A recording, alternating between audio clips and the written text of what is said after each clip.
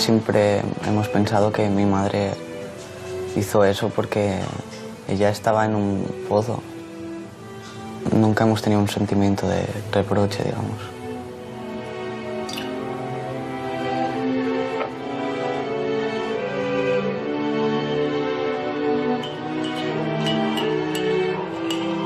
Clara y yo siempre hablamos del problema y siempre nos apoyamos mutuamente. Porque si no puedes sacar las cosas que piensas, yo lo pasaría fatal.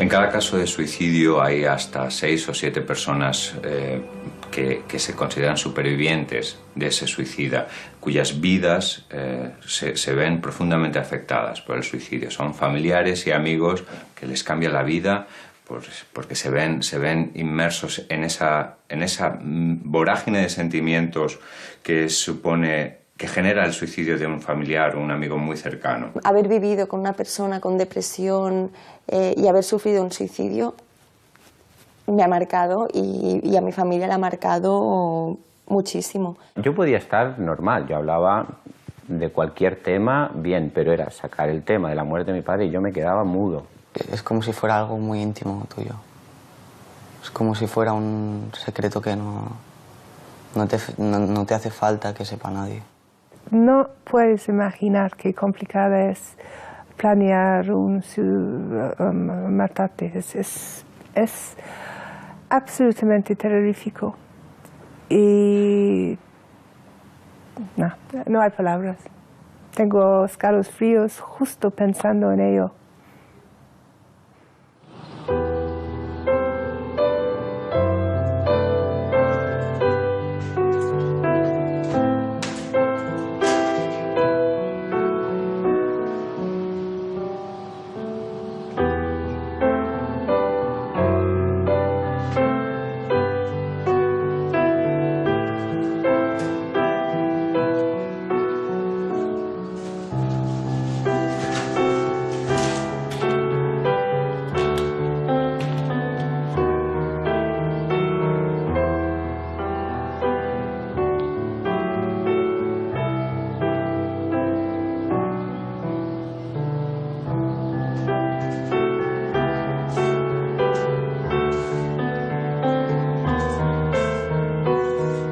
Mi madre era una persona muy dulce, muy dulce.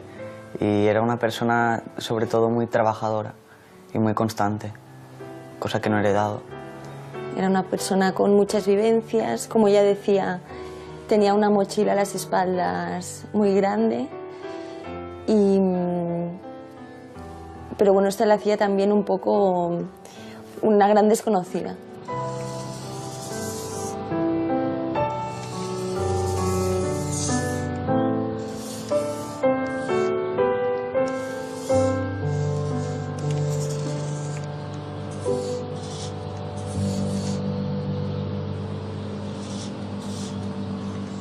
Para mí era una persona con muchas contradicciones. Básicamente empezó su vida estudiando y queriéndose formar, trabajando desde muy joven, y entonces derivó su vida laboral hacia una parte económico-comercial como muy estresante y muy de yuppie esa época, ¿no? Pero por otro lado tenía un tema como muy espiritual y muy interior, que quería muchísimo a sus hijos, por ejemplo, y así, ¿no? Pero que desgraciadamente, a causa de su enfermedad y tal, pues fue como perdiendo un poco el contacto con la realidad y con todo eso, ¿no? Entonces todo era como muy exagerado, tanto la parte laboral como la parte afectiva también, ¿no? Yo recuerdo que a los 12 años, como muy pronto, me empecé a dar cuenta que mi madre tenía un problema grave. No sé, a veces llegaba a casa y se ponía a llorar mi madre conmigo. Y yo lloraba con ella. Siempre la recuerdo en periodos depresivos, en periodos tristes de su vida. Claro, casi prácticamente toda nuestra relación. Creo que un día cuando era más pequeña le dije, ay mamá, siempre estás triste. Para mí el alcoholismo fue el detonante, quizás para ella tapar toda esta parte depresiva, ¿no? Y cuando el alcoholismo ya empieza a formar parte, ¿no? A verse, a ser muy evidente, ¿no? Que ahí me asusta un poco, ahí sí que la cosa empieza de mal en peor, ¿no? Muy mal. O sea, al llegar a casa y que hace 2 días que no sale de la cama o cosas de este tipo. Mi tía me contó que mi madre tenía un problema y que la tenemos que ayudar todos. Pero a mí me costó mucho verlo eso, porque mi madre para mí era como todo.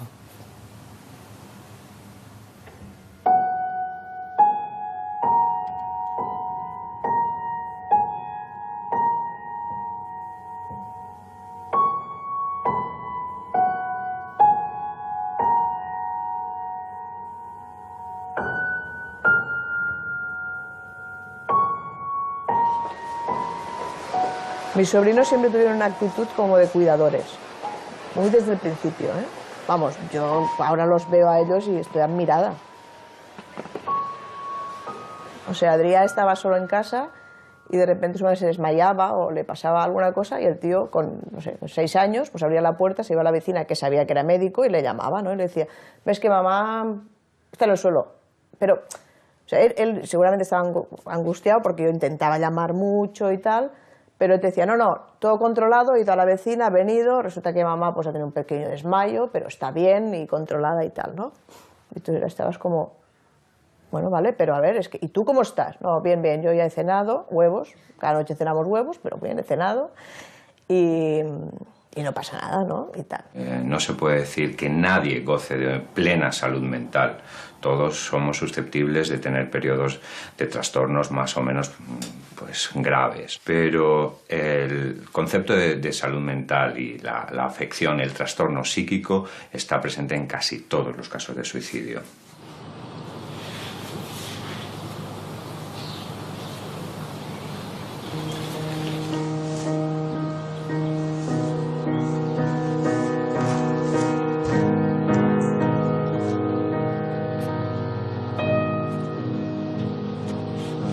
Yo recuerdo que con 12 años yo tenía ideación suicida ya, que estaba en mi escritorio, en donde vivíamos antes. Tenía el escritorio y la ventana encima del escritorio, ¿vale? El escritorio a la altura de la ventana. Y estaba ya subida encima del escritorio y me vio mi vecina, la amiga de mi madre, y me vio y me dice, Elena, ¿qué haces? Entonces ya, no, estoy aquí cogiendo un libro. Pero yo ya estaba a punto de tirarme.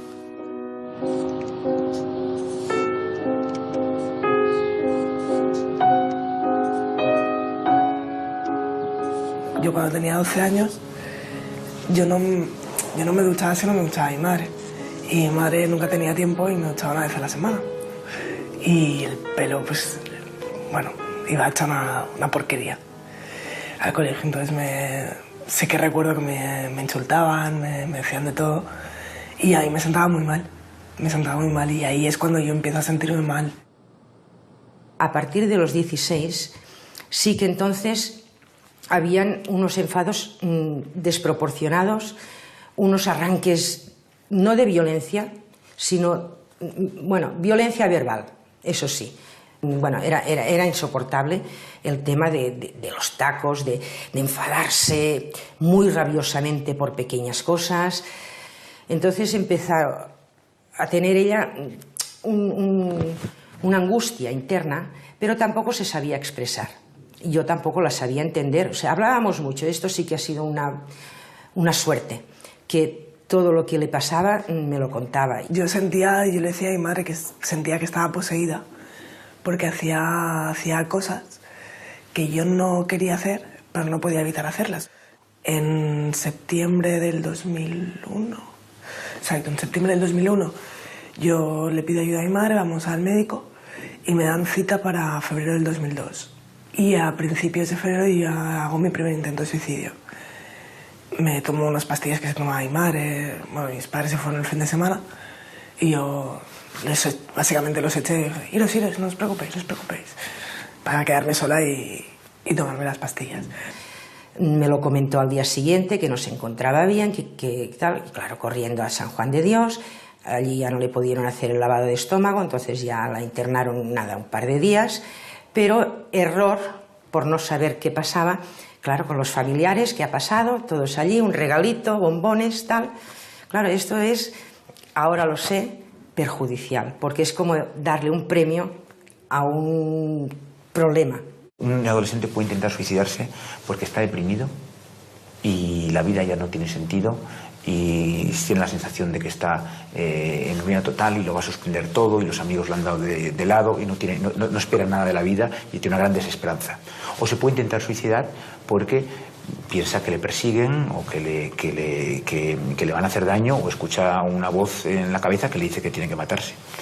O puede intentar suicidarse simplemente como un acto impulsivo, ¿no?, dentro de un trastorno de conducta más generalizado, que tiene una facilidad enorme para actuar y una de las formas que hace de actuar es quitarse la vida, ¿no? O puede no intentar suicidarse, pero sí hacerse daño, no calcularlo bien y conseguir el suicidio, ¿no? O sea, se puede llegar por múltiples vías. Al segundo intento, que se tiró al mar, pues claro, la policía a las 3 de la mañana, pues que habían sacado a mi hija del mar. Bueno, al hospital otra vez. Otro intento de suicidio cortándose las venas. Bueno, así 6 hasta el 7º que se tiró al metro. Yo recuerdo el estar en la vía del metro, intentar levantarme y no poder levantarme. Me dio un golpe en la cabeza, aquí tengo un bultito, y bueno, un bultito, una hendidura. Entonces me operaron de la cabeza para quitarme ese hueso que se había hundido. El brazo lo tengo todo como si estuviera quemado, pero que en realidad es todo rasgado del metro. Y la paraplegia.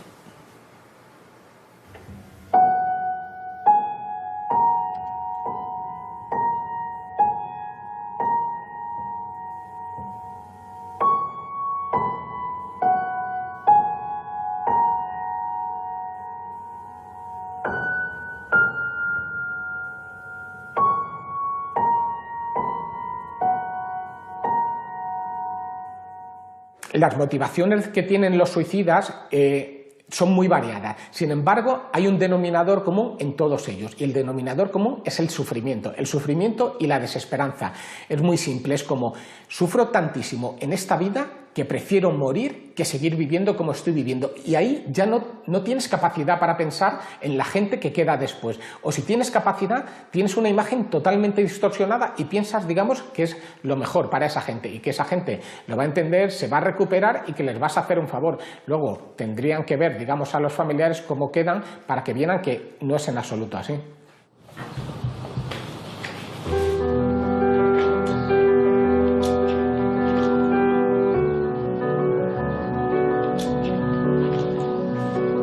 El suicidio de mi padre fue algo que nos dejó completamente, no sé, nos resultaba imposible asimilarlo.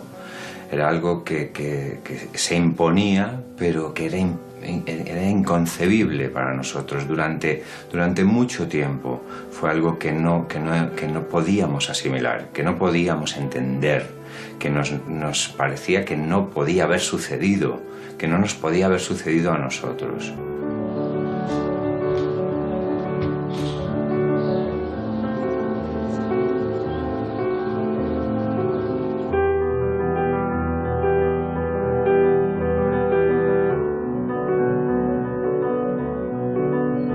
Antonio, mi marido, era un hombre bueno. Era tan bueno que apenas hablaba. En parte yo me parecía que lo conocía y me gustaba que fuese calladito y prudente, sí me gustaba su forma de ser, pero no sabía yo hasta qué grado de daño tenía.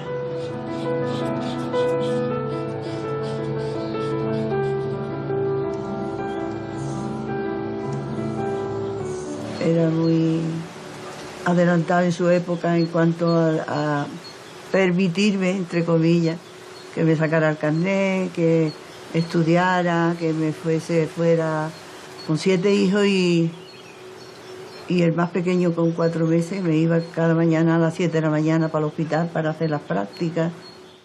Como hablaba poco y hacíamos un viaje, por ejemplo, de aquí a Málaga y no hablaba nada, yo siempre pensaba, eso es que no me quiere, eso es que no me quiere. Yo me resentía también de ánimo. Pero nunca pensé que tuviera una enfermedad tan profunda. Una de las cuestiones que más angustiaban a mi padre a lo largo de toda su vida era la posibilidad de una ruina anticipada. Él anticipaba la posibilidad de una ruina económica que nunca se dio, pero que le angustiaba profundamente. Y decía una frase, esto no puede ser, esto no puede ser, decía. ¿Cómo no va a poder ser? Si hemos pasado ya, por ejemplo, 30 años ya diciendo tú que no puede ser y hemos podido, porque el no puede ser era el gasto, llevar la casa para adelante y lo que suponía el coste de la vida. Un sábado por la mañana sentí un golpe, digo, es que está lavando el coche. Pensé que era la puerta del coche. Y al ratillo sentí otro golpe. Y digo, esto me confirma que está lavando el coche, limpiándolo. Nunca sospeché ni pensé que fuese un tiro. Eran tiros.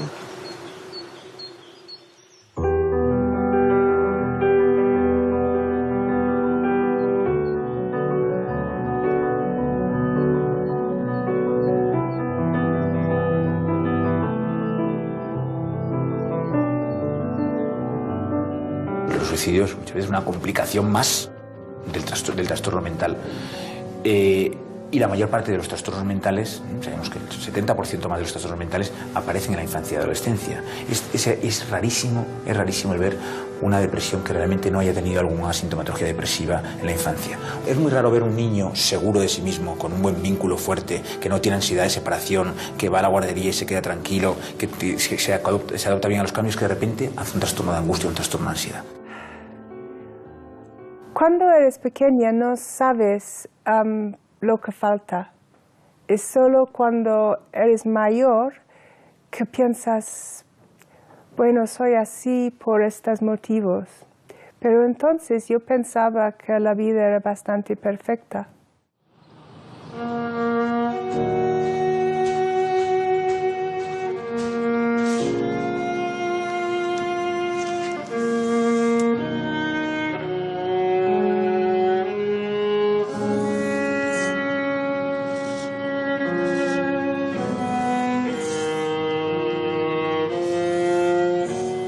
Tenía una infancia bastante privilegiada, pero un poco triste. Mis padres eran muchísimo mayor que yo, mis hermanos mayor también, entonces estaba súper sola. Mis padres no mostraban mucha afección, estaban bastante fríos ambos. Y me mandaron siempre fuera a jugar al jardín, o tenía un caballo y siempre estaba fuera montando. Nunca mostraba mis emociones. Tenía como miedo a todo el mundo, tenía miedo de la vida. Y luego fui al colegio internada y ahí estaba bastante feliz, pero esto es porque no estaba en casa. Y estaba la única niña que no estaba deseando las vacaciones.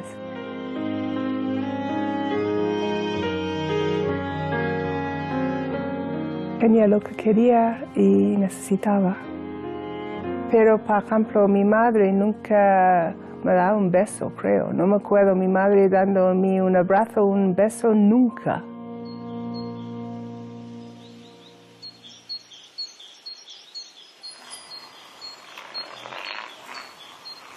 La verdadera prevención es la que se hace en las primeras etapas de la vida, ¿no? Y en las que se generan niños con vínculos fuertes niños seguros de sí mismos, niños que saben que pueden modificar el entorno.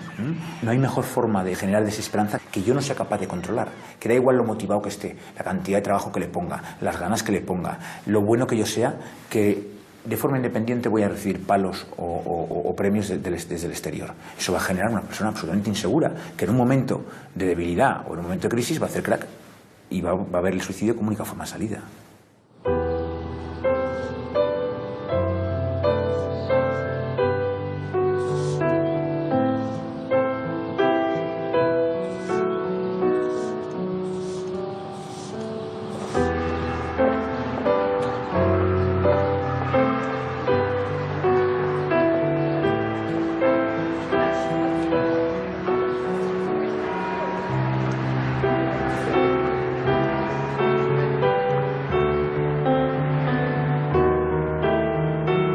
Cuando mi madre murió por suicidio, yo tenía 13 años, era un niño. Y ese día yo llegué del instituto a la hora de comer, como siempre, y yo vi a mi padre dentro de casa, el cual hacía 10 años que no pisaba. Y me pregunté qué hacía allí, me quedé en shock y me dijo que había tenido un accidente mi madre. La muerte por suicidio es una situación muy rara y sobre todo muy, muy violenta. Yo creo que es la dificultad de esta muerte, ¿no? Recuerda un poco el accidente de tráfico, ¿no? Tú no te esperas, puedes tener intuiciones, pero no te esperas que un día alguien llame a tu puerta y diga: ¿conoce a esta señora? Me ha sucedido esto. Es súper violenta. Y también hay un tema complicado igual y un poco raro, puede parecer raro igual, ¿no? Que es un poco de paz interior cuando eso ocurre. O sea, del final de algo que tenía que acabar, ¿no? Y que, bueno, que si era consciente, inconscientemente, dopada o no dopada, ha tomado esa decisión del suicidio, pues es esa y ya está, y la aceptamos. Claro, fue una situación muy, muy, muy heavy, pero de alguna manera me quedé tranquila por ella. Es que es una sensación muy extraña y de hecho tenía muchísima culpabilidad por este sentimiento. O sea, yo hablaba con todo el mundo y era como: ay, pobre, ay, pobre, ay, pobre, ¿no? En plan, qué joven y su madre, ya ha pasado esto. Pero ellos no comprendían el sufrimiento que mi madre había tenido durante 20 años. Es que la gente no es consciente y no lo sabes hasta que hablas con la persona y la persona te dice: es que no me puedo levantar de la cama, es que lo he intentado, es que te escribe cartas y te lo expresa de mil maneras, ¿no? Y tú hablas con ella, ¿no? Y es como: pero si estás bien, no tienes trabajo, nos tienes a nosotros somos personas sin ningún problema, ¿no? Y es como, no es algo físico, es una enfermedad física. Por lo tanto, cuando sucedió esto, yo lo comprendí.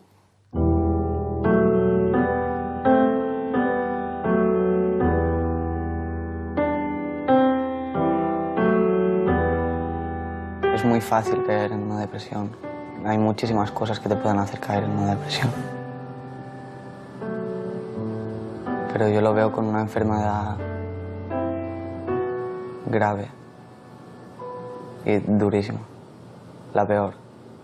Yo creo que es la peor enfermedad que existe.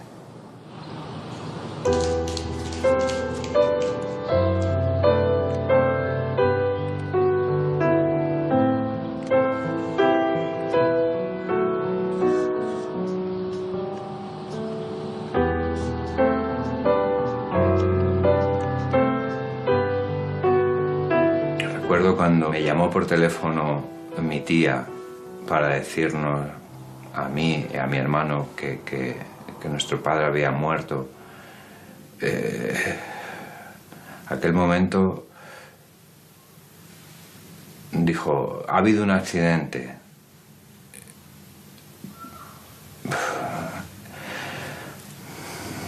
Mi hermana intervino en el teléfono y dijo: no ha sido un accidente.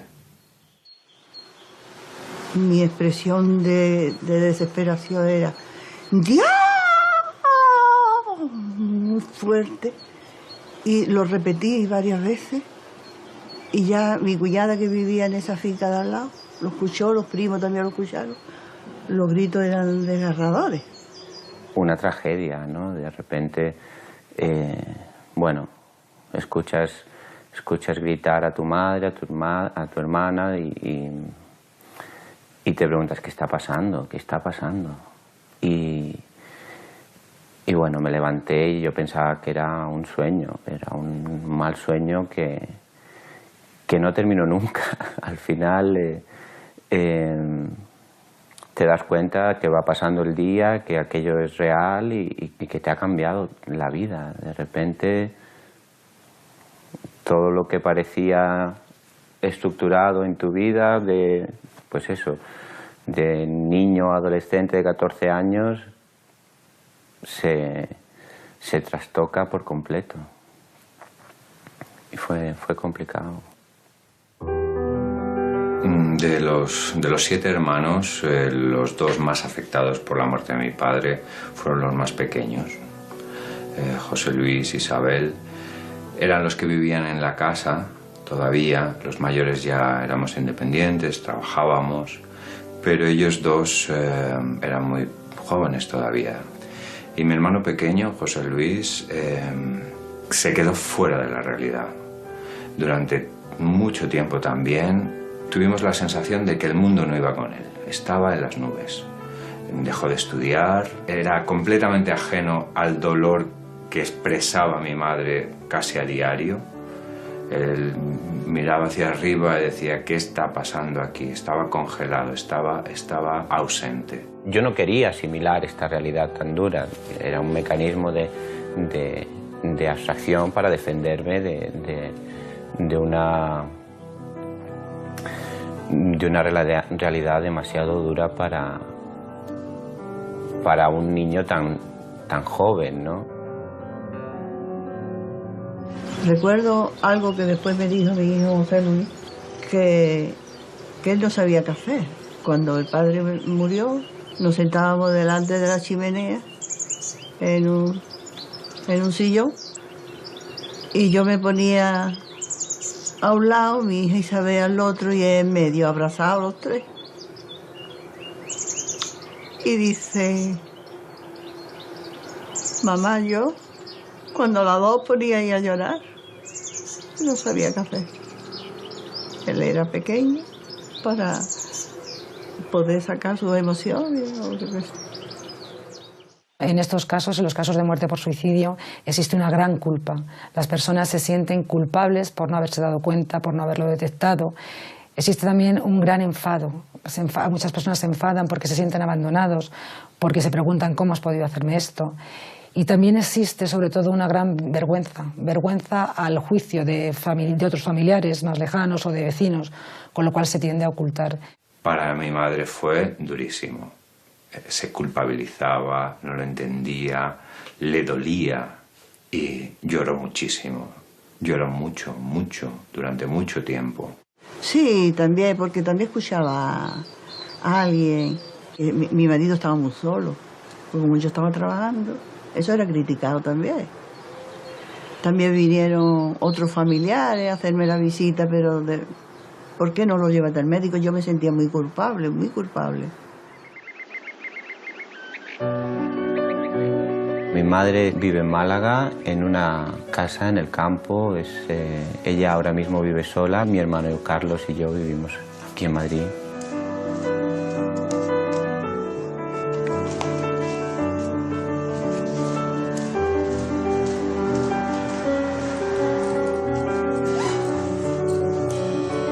Intentamos ir una vez cada mes, cada 2 meses para visitar a mi madre donde vive ahora, ¿no? Que es la casa donde mi padre murió.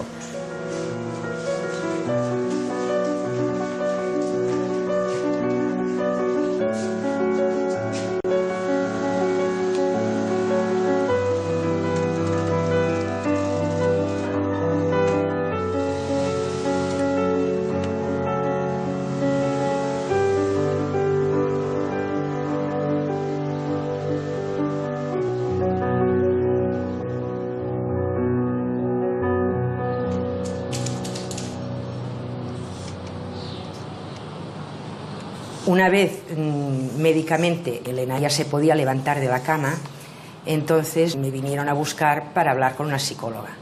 Y me dijeron que qué había pasado para que mi hija se intentara suicidar. Le expliqué un poco la historia de cómo había ido, pero que yo no estaba conforme con el diagnóstico que me habían dado hasta entonces, que era primero una depresión por la juventud, porque bueno, las parejas que tienen ahora las se cogen, se dejan, bueno, un adolescente.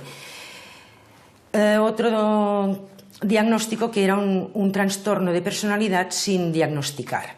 Claro, yo intenté por todos los medios pedir información y casualmente pude ver en diagnósticos de trastorno de personalidad que hay 10 clases. Uno de ellos es el trastorno límite de personalidad. Un trastorno límite de personalidad, básicamente, lo que genera es una exageración de las emociones, ¿vale? Un conflicto de emociones internas que hacen que no sepas lo que estás sintiendo y que no entiendas lo que sientes, porque es muy exagerado. Yo realmente generaba muchos problemas en casa, porque eran discusiones de tú estás tratando mal a la hija porque la culpa es tuya, la culpa es no sé qué, la culpa, ¿sabes? Realmente genera muchos problemas. Y yo veía que todos los problemas eran generados por mí. Y yo pensaba, bueno, pues si yo me voy, todos los problemas acaban. Y realmente mi idea era esa. O sea, si yo me mato, ayudar a mi familia.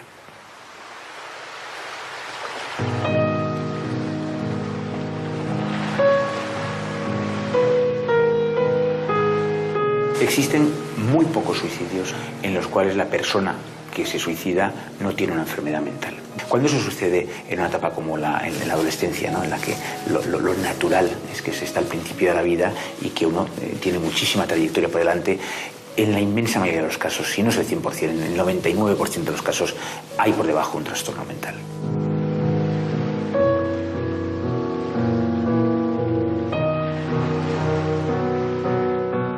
La primera vez que me notaba súper deprimida era con 19 años. Me sentía distinta que los demás. Como estás andando en otro planeta, que no podía comunicar siempre con la gente, hasta que en fin salí de mi país. Estaba siempre viajando, porque no aguantaba estar cerca de la familia, que es una pena, no era exactamente su culpa, pero es circunstancias.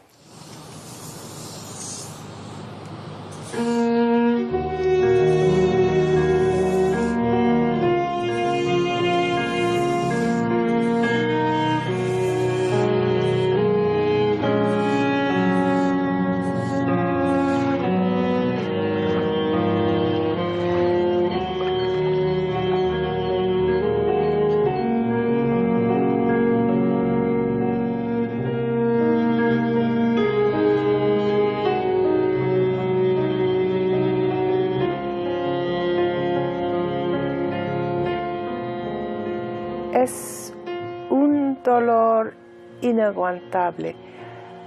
Seguramente que todo el mundo ha despertado del peor pesadilla, con tristeza o terror o lo que sea, y en una cuestión de segundos dices, uy, qué bien, he despertado. Esto, la única descanso que tienes en el día es si estás dormida, te despiertas y el pesadilla empieza. Un dolor psíquico que escuchas gente que está muriendo de enfermedades horrorosas y piensas que ¿por qué no puede ser yo? La persona con ideación suicida siente un gran sufrimiento, una gran angustia, tanto que no somos capaces de llegar a comprenderlos. Precisamente este sufrimiento y esta angustia les hace distorsionar la realidad. La persona piensa que ese sufrimiento va a ser para siempre, que nunca va a acabar. Y por tanto creen, de alguna manera, que el quitarse la vida puede ser la solución a todos sus problemas. Fíjate, yo estaba sufriendo tanto que no llegaba al día que pensaba hacerlo. Lo hizo antes. Porque el dolor era cual que no podía aguantar un día más. Lo hacía con pastillas, tomado con whisky.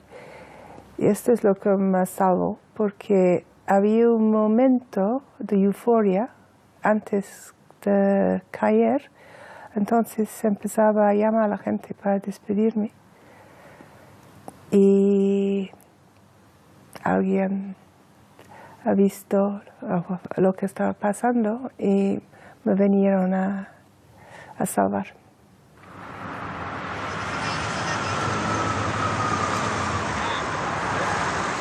En mi familia, el tema del suicidio lo hemos hablado abiertamente, sí, desde el mismo día. De hecho, en la primera noche que mi madre murió, casi no dormí, precisamente hablando, comentando las dudas o los sentimientos que nos estaban pasando a todos por la cabeza. Yo creo que tanto yo como mi hermano hemos superado la situación y hemos tenido un duelo súper bueno por el hecho de hablarlo y de ser conscientes del problema.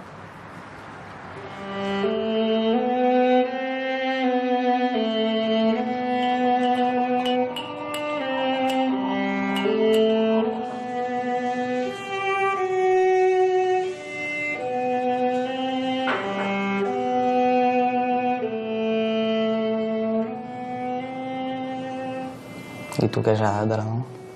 Tanta sensibilitat com tu segur que no. Jo soc molt més freda.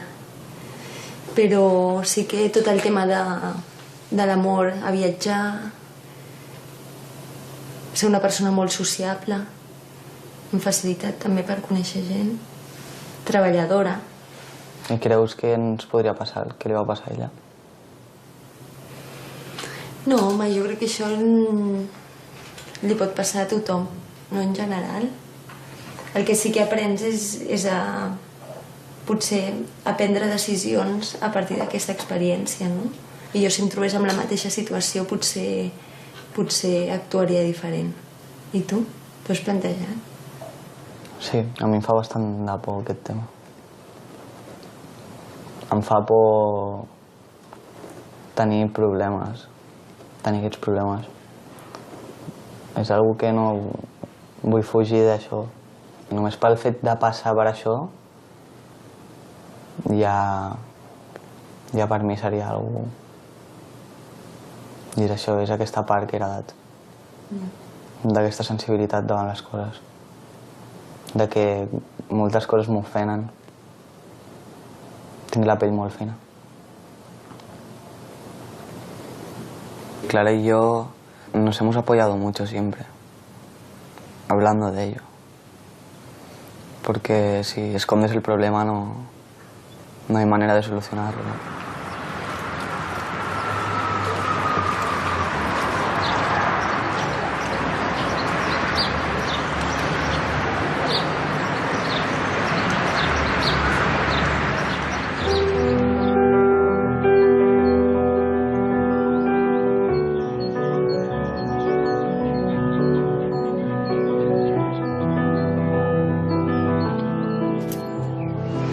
Nosotros lo hemos hablado cuando ha pasado bastante tiempo, ¿no? Hasta que no pasaron muchos años, no empezamos a hablar un poco.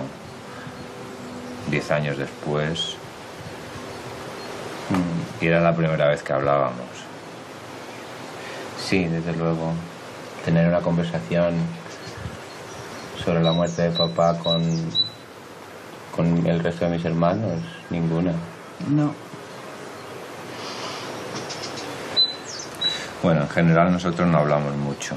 Sí, ahí voy. Entre nosotros de nada. Sí, sí. Pero eso entre que dolía y por otra parte resultaba tan complicado, tan difícil de entender, nos resultaba inabordable, ¿no? No sabíamos qué decir, no sabíamos qué decir. Pues yo he estado muchos años sin querer decir la palabra suicidio, hasta hace poco. Siempre decía murió. Mi marido murió, o tu padre murió, o cuando tu padre murió, hace tantos años, la palabra murió. Yo nunca he tenido problemas para decir que se suicidó. Para mí ha sido, bueno, sí, un sufrimiento íntimo, familiar y bueno, pues la pérdida de un padre. Pero cuando me han preguntado siempre he respondido sí, que mi padre se suicidó y que yo era joven y bueno. Cuando yo fui a sacar una partida de difusión, la persona que estaba allí atendiéndome abrió un libro y leí yo muerte por arma de fuego en la zona cardíaca. Me impactó muchísimo. Yo cuando todavía no decía abiertamente, no hablaba de esto, siempre me preguntaban, ¿y tu padre? Yo decía, mi padre murió del corazón. Tiene poco sentido, ¿no?, el quejarnos de que uno de los grandes problemas que tiene la salud mental, la falta de salud mental, temas psiquiátricos, es el estigma, cuando somos nosotros en ocasiones los que a través del tabú, ¿no?, promocionamos ese estigma, ¿no? Y el caso del suicidio es un problema enorme que tenemos que afrontar y de lo que no se habla no se puede solucionar, ¿no?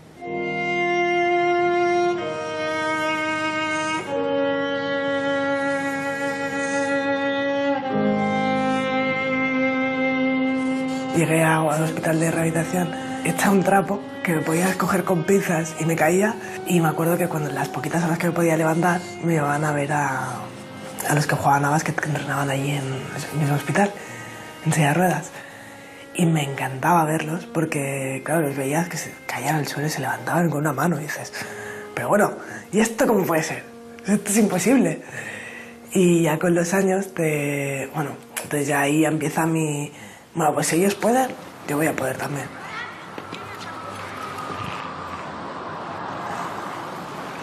En el hospital van a probar diferentes deportes. Básquet, tenis, esgrima, halterofilia. Y bueno, yo los pruebo todos. Pero el que realmente cuando ya lo pruebo, el que me tira es el tenis. Poquito a poco me pongo en serio a partir del 2008, ya me pongo las pilas de decir, voy a darlo todo, voy a intentar ir a Londres. Y ahí empieza mi recorrido fuerte con el tenis. Empiezo a entrenar todos los días de lunes a viernes a mediodía, entrenando sola, entrenando también con compañeros. Entonces ya me llaman para la Copa del Mundo y poquito a poco voy mejorando el nivel hasta que conseguí clasificarme para los Juegos Paralímpicos. Que ahí no hice nada, perdí en primera ronda, pero me lo pasé de muerte.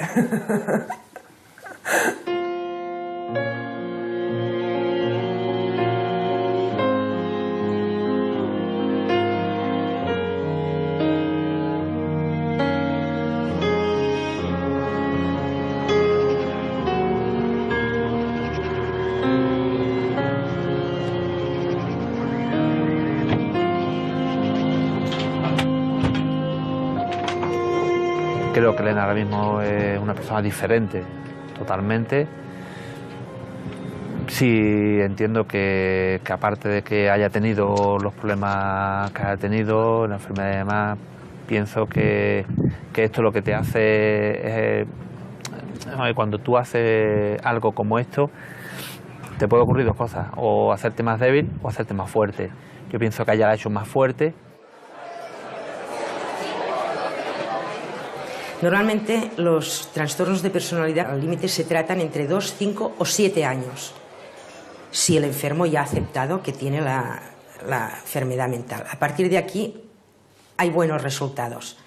Se pueden integrar perfectamente a una vida normal, sabiendo que tienen momentos de crisis, de angustia que pueden controlar y que pueden tener una ayuda, que esto es muy importante. En un momento dado y puntual pueden necesitar una ayuda y poderla pedir. Esto es muy sano para ellos. Un potencial suicida, para mí, entre otras cosas, necesita apoyo psicológico de un profesional que le haga ver una cosa, y es que no va a seguir siempre sufriendo igual, que permita, digamos, que se deje ayudar la persona. Y luego también lo que es importantísimo es acabar con la desesperanza, es enseñarle, digamos, a ver esos problemas que tiene de una manera diferente. Yo hice terapia que me enseñó que si trabajas tu propia personalidad, lo puedes cambiar. Soy la misma persona, pero no tengo el lado oscuro que era dentro. Es que a veces quizás hay un pequeño hueco que intenta a meterse y paro y le digo a mí mismo, vete, vete. No entras y el diablo se va.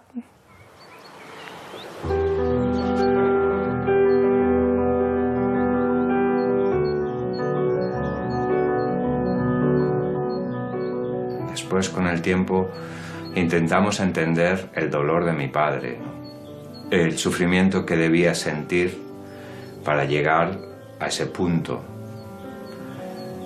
Y también nos reprochábamos no haber sabido verlo, no haber sabido ver que sufría tanto.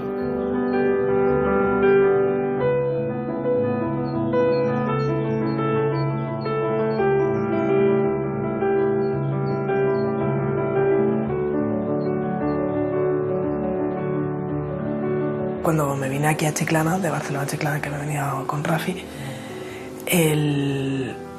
los primeros días estaba descontrolada. Yo claro, es un cambio muy, muy grande y está descontrolada y ahí es una pequeña crisis que la puedo controlar yo sola porque no es grande. Pero sí, por ejemplo, cuando murió mi padre hace 1 año y medio, sé que lo pasé muy mal y ahí sí que necesité ayuda externa de una psicóloga. Poco a poco me he ido estabilizando y a medida que van pasando los años, cada vez estoy más estable. Cada vez, bueno, me conozco más y sé cuando estoy bien y cuando estoy mal. Y cuando estoy mal, estoy mal, cuidado. Cuidado con lo que pasa aquí, que me tenéis que cuidar ahora.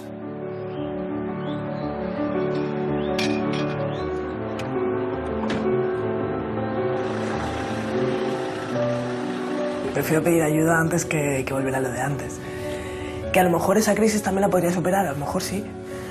Pero porque prefiero pedir ayuda, me quedo más tranquila. Y mi familia también, claro.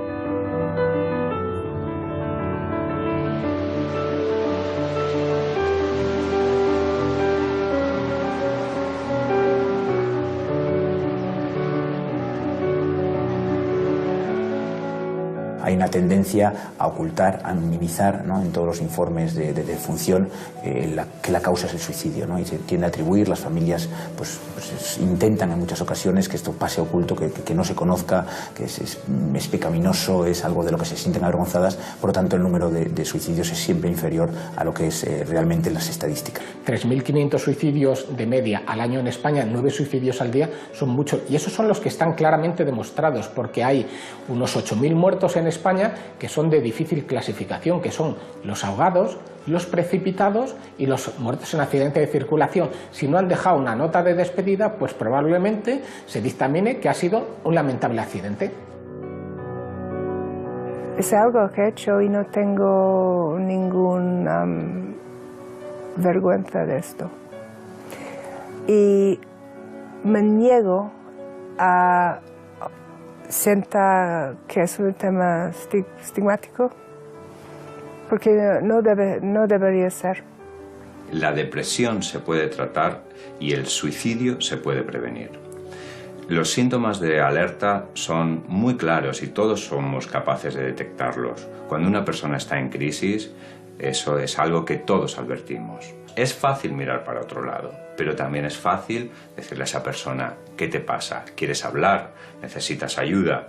Hay muchas ocasiones en las que se requerirá ayuda de un profesional, pero ese paso primero, ese acercamiento a una persona que sabemos que está pasando un mal momento, que está sufriendo, que tiene un trastorno más o menos profundo, lo podemos hacer todos.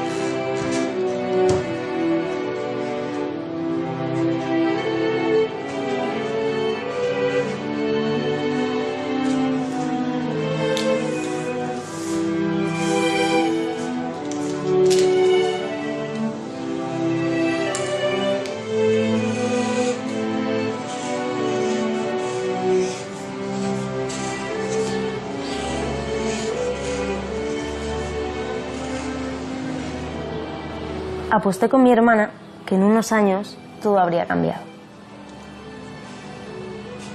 Que lo que entonces le parecía tan difícil ya no significaría nada. Le hubiera ganado la apuesta.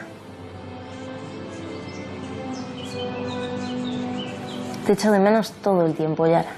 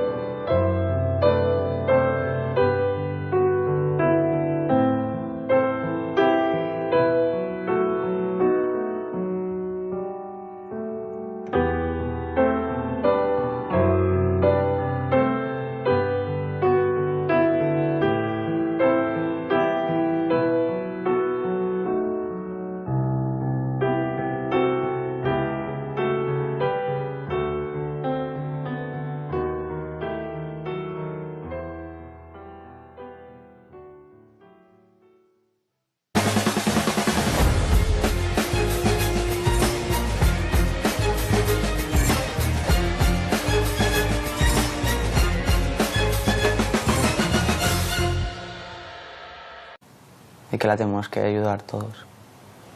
Pero a mí me costó mucho verlo eso. Porque mi madre para mí era como todo.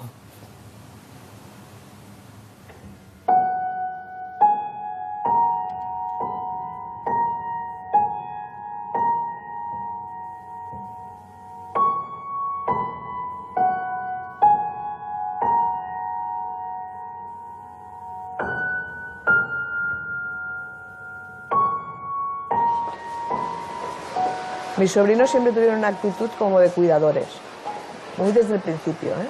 Vamos, yo ahora los veo a ellos y estoy admirada. O sea, Adrià estaba solo en casa y de repente su madre se desmayaba o le pasaba alguna cosa y el tío, con, no sé, 6 años, pues abría la puerta, se iba a la vecina que sabía que era médico y le llamaba, ¿no? Y le decía, ves que mamá está en el suelo. Pero, o sea, él seguramente estaba angustiado porque yo intentaba llamar mucho y tal. Pero te decía, no, todo controlado, he ido a la vecina, ha venido, resulta que mamá pues ha tenido un pequeño desmayo, pero está bien y controlada y tal, ¿no? Y tú estabas como, bueno, vale, pero a ver, es que, ¿y tú cómo estás? No, bien, yo ya he cenado, huevos, cada noche cenamos huevos, pero bien, he cenado y no pasa nada, ¿no? Y tal. No se puede decir que nadie goce de plena salud mental. Todos somos susceptibles de tener periodos de trastornos más o menos pues, graves. Pero el concepto de salud mental y la afección, el trastorno psíquico, está presente en casi todos los casos de suicidio.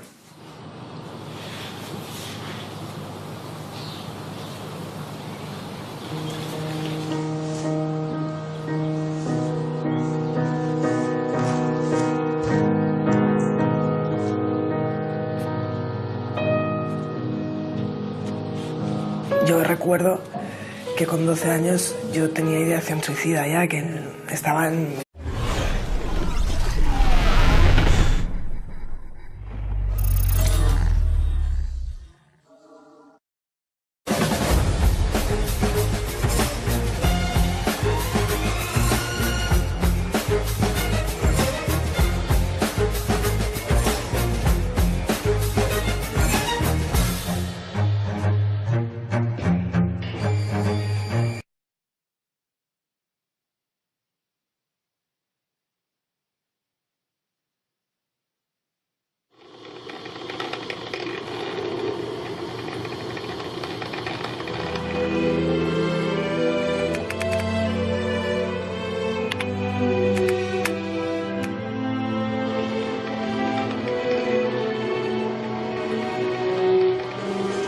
Siempre hemos pensado que mi madre hizo eso porque ella estaba en un pozo.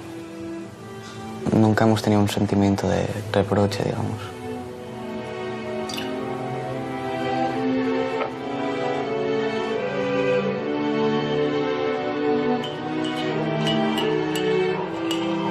Clara y yo siempre hablamos del problema y siempre nos apoyamos mutuamente. Porque si no puedes sacar las cosas que piensas, yo lo pasaría fatal.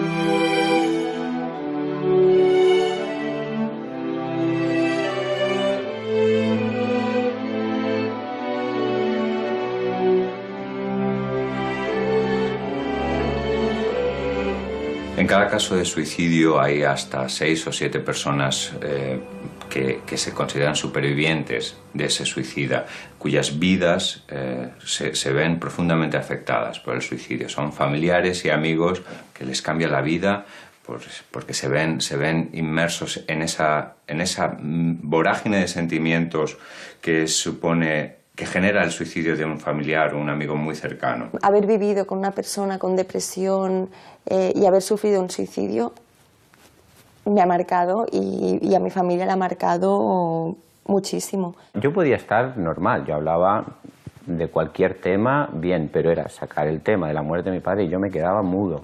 Es como si fuera algo muy íntimo tuyo. Es como si fuera un secreto que no te hace falta que sepa nadie. No puedes imaginar qué complicada es planear matarte. Es absolutamente terrorífico. Y no hay palabras. Tengo escalofríos justo pensando en ello.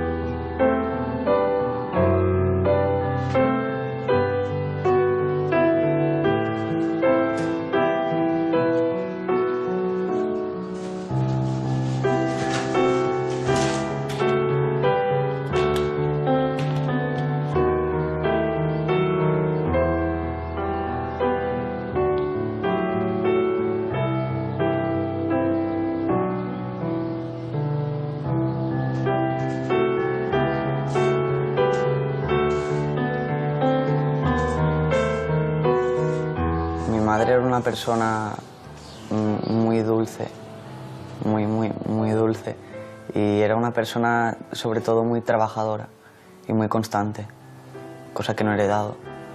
Era una persona con muchas vivencias, como ella decía, tenía una mochila a las espaldas muy grande, pero bueno, esto la hacía también un poco una gran desconocida.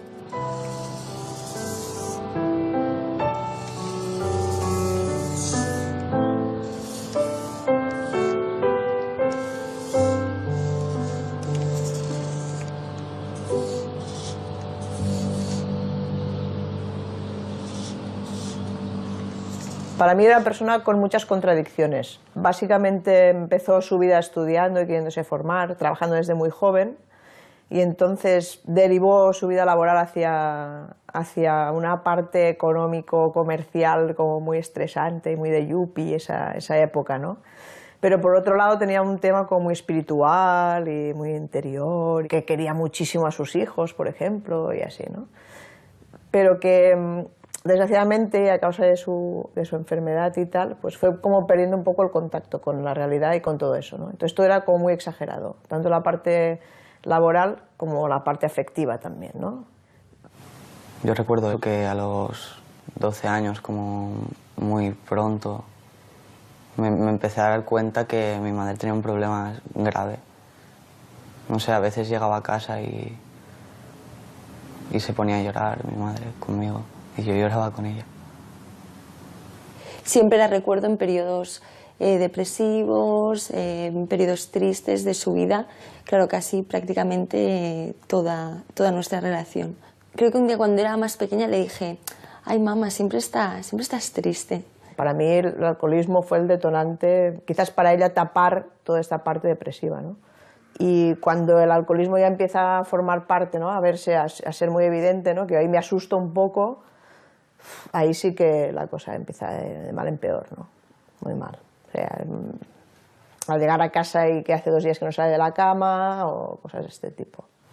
Mi tía me contó que mi madre tenía un problema. El escritorio en donde vivíamos antes tenía el escritorio y la ventana encima del escritorio, ¿vale? El escritorio a la altura de la ventana. Y estaba ya subida encima del escritorio y me vio mi vecina, la amiga de mi madre, y me vio y me dice, Elena, ¿qué haces?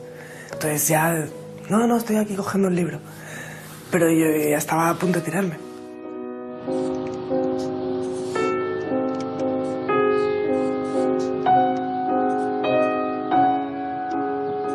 Yo cuando tenía 12 años, yo no me duchaba si no me duchaba mi madre. Y mi madre nunca tenía tiempo y me duchaba una vez a la semana. Y el pelo, pues, bueno, iba hecha una porquería al colegio. Entonces sé que recuerdo que me insultaban, me decían de todo. Y ahí me sentaba muy mal. Y ahí es cuando yo empiezo a sentirme mal.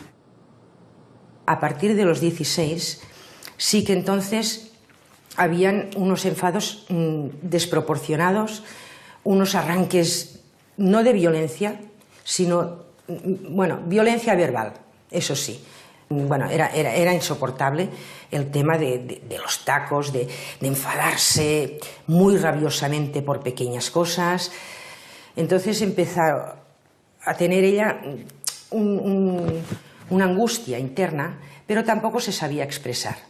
Yo tampoco la sabía entender. O sea, hablábamos mucho. Esto sí que ha sido una suerte, que todo lo que le pasaba me lo contaba. Yo le decía a mi madre que sentía que estaba poseída, porque hacía cosas que yo no quería hacer, pero no podía evitar hacerlas. En septiembre del 2001, yo le pido ayuda a mi madre, vamos al médico y me dan cita para febrero del 2002. Y a principios de febrero yo hago mi primer intento de suicidio. Me tomo unas pastillas que se tomaba mi madre, bueno, mis padres se fueron